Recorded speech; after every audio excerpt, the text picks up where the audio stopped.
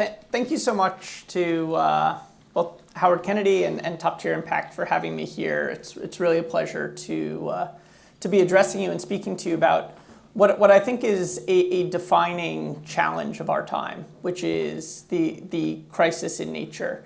And I think we've become very familiar with this language of crisis from climate. We've talked about getting to net zero by 2050. We've talked about the impacts of 1.5 degrees and beyond. And all of that is happening now. But with nature, those timelines are even more compressed. What we're really talking about on both the pluses and the minuses is a much shorter timeline. We're talking about potentially ecosystems that are breaking down over the next few years.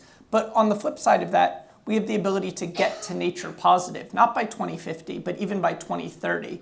And so last year, what we saw was the governmental action, the international action taking place at COP15 for nature with the Global Biodiversity Framework.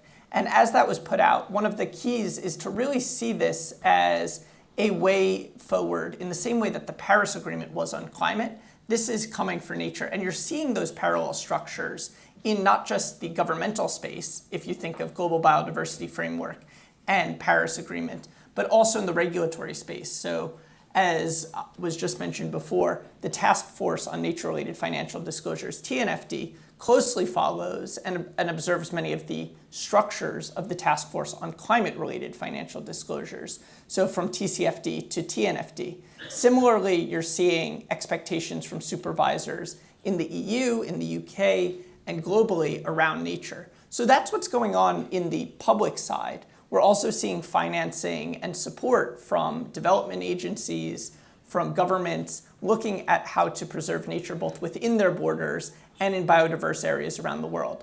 But what I'm really here to talk to you about is the private sector and the areas that you represent. Because what really is happening with nature, as I said, is with these compressed timelines, we're witnessing a high degree of change in a really rapid period of time.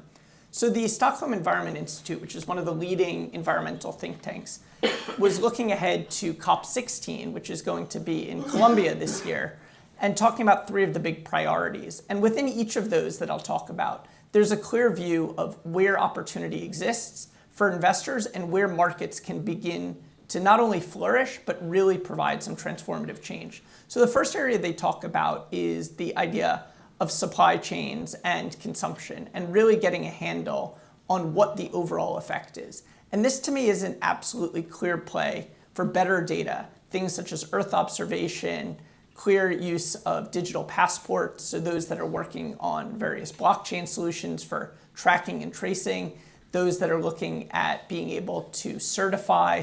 This is an entirely nascent area that one of the keys of COP16 is going to be focused on better understanding those things. And I think from a market actor area, what you really see is an opportunity to take some of those things and say, this is a market that climate data has grown tremendously over the last several years. The need for nature data is going to be even more immense because rather than thinking simply of that coin of the realm emissions as we have in climate, we're going to have things such as soil organic carbon, biodiversity. We're going to have all kinds of relevant metrics that are going to be locally relevant rather than just globally. So from a data aggregator point of view, a data user point of view, a decision maker point of view, that first area provides a clear opportunity in shining that light, providing those insights on the supply chains, on the consumption behavior. The analogy I make, again, I think there's a great connection, climate to nature. The analogy here, of course, is to Scope 3 emissions, for those of you familiar with that concept. From climate, this is really what we're trying to get down to on nature. And there's a huge need, both technically as well as in terms of making sense of that. Second area is around adaptation and the value of nature for adaptation. And really the recognition that we are in a climate change world. We are in a nature damaged world. We are in a pollution rattled world. And to address all of those things, the benefits need to come from solutions that are multi-solving. They can't simply be unidirectional. They need to be ones that provide an overall picture. And this is where things such as mangrove forests that both limit flooding, but also improve local biodiversity, but also improve local economies by improving the fish and local biodiversity in those regions. We look for solutions that are going to provide those co-benefits, as we call them.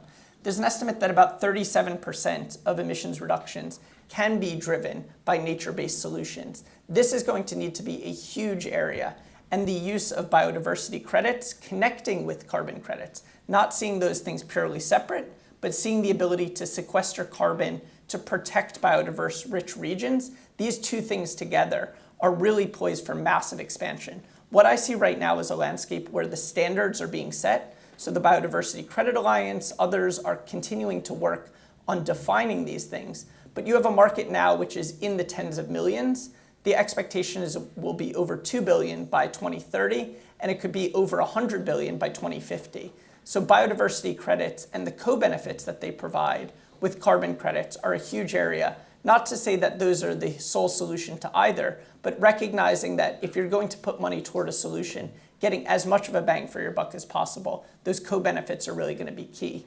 Then the final area that is discussed is this idea of the bioeconomy for development. And this is really where we get into global equity as well, where we get into the fact that many parts of the world that are some of the most biodiverse rich places on Earth are also some of those that are the most debt burdened, the most porous, the ones that are really struggling to balance the environment and development roads. And this is a place where private markets really have not gone to the greatest extent as of yet. And yet it is a place of massive opportunity. This is opportunity in the sense of the equitable use of genetic information from different parts of the world. The vast majority of new drug discoveries are coming from biodiverse-rich regions.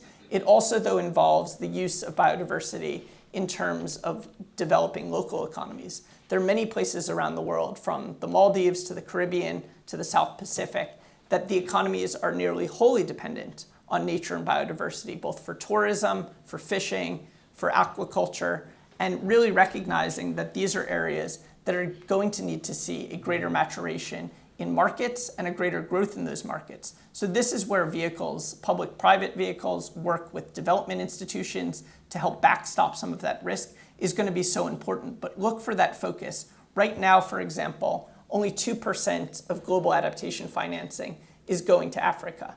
Given that the continent has about one-fifth of the world's population by 2050, or it will, what is going to be really necessary is scaling those numbers up massively. So the market creation element is going to be one of the key features here as well. The bioeconomy, though, also provides a myriad of new uses, especially as we look at AI, the new use of potential drug discovery, potential assessment of interrelations that we haven't previously seen. All of these are going to come down to the fact that we have this massive asset. And in the same way we talk about oil superpowers or economic superpowers, there are nations on Earth now that are biodiversity superpowers, and we have come nowhere close yet to unlocking them. So the vision here across each of these three objectives as we move toward that COP16 in Colombia is to recognize that the signals are becoming ever clearer from governments, from the regulators, from the public sector overall. But now it really is time for the private sector to step up. And it's key not just for innovators, but really for their organizations overall to begin putting their shoulder to the wheel and thinking about the ways in which the future is going to look. We can step back from this and make it less of an environmental question and more of an economic one. The world is fundamentally changing. We're running out of time to avoid irreversible damages. If we're going to succeed and thrive and be resilient in that world, we're going to need to innovate those new solutions today. And that's going to come about from supporting that better transparency around supply chains and consumption, improving adaptation in local communities and globally, and really looking at what value the bioeconomy can provide globally, because it's barely been tapped as far as an asset, not just for indigenous communities, but really for global well-being. So with that, I hope to inspire you, and I hope to give you a view of where we're going. But a lot of where we're going is going to be up to people in this room and those like you to continue making those innovations, because what we've seen is the fastest moves have come from the private sector. And so now the signals are there, the pieces are in place. This is your starting gun to get going and start thinking about the ways in which your organizations not only can ride these waves, but help create them. Thank you very much.